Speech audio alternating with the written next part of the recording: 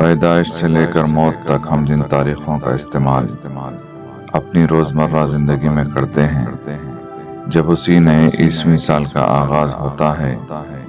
تو social media پر مختلف قسم کی پوسٹ گشت کرنا شروع کر دیتی ہیں، یہاں تک کہ کفر، گمراہی اور غیر اقوام کی اتباع تک کے فتوے بھی لگا دیے جاتے ہیں۔ تو کوئی کہتا نظر آتا ہے کہ میں مسلمان ہوں، اس لیے نئے سال پر خوشی نہیں مناؤں گا،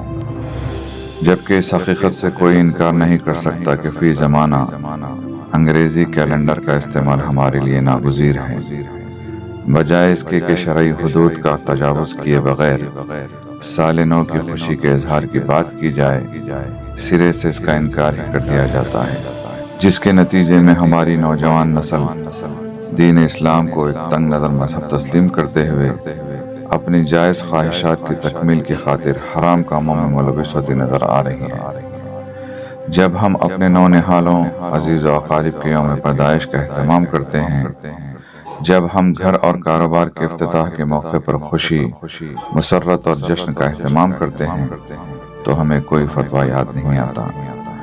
لیکن جیسے ہی نئے سال کی آمد پر خوشی کے اظہار کی بات کی جاتی ہے تو ہمیں اسلام اور شرعی حدود کے ترازو میں تولا جاتا ہے۔ سوال یہ ہے کہ کیا اسلام اس قدر تنگ نظر مذہب ہے کہ جس کے ماننے والوں کو اپنی سماجی اور ملی زندگی میں خوشی کے مواقع پر جائز طریقے سے مسرت اور شادمانی کا اظہار کرنے اور دو بول میٹھے بولنے تک کی اجازت نہیں؟ کیا یہ وقت کی ضرورت نہیں کہ ملت کے ذمہ دار دانشور حضرات آگے بڑھیں اور نوجوان نسل کو گمراہی سے روکنے میں اپنا کردار ادا کریں؟ یہ عمل کس طرح ناجائز ہو جائے گا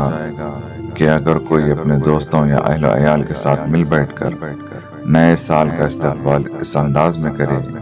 کہ قرآن خوانی، محفل درود، حمد و نعت و منقبت اور دیگر سبق آموز کلام کو سنا جائے،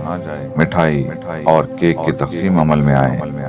نئے سال کی آمد پر خوشی کا اظہار کیا جائے، نیا سال مبارک کہا جائے اور آنے والے ایام کے لیے خصوصی دعا کی جائے۔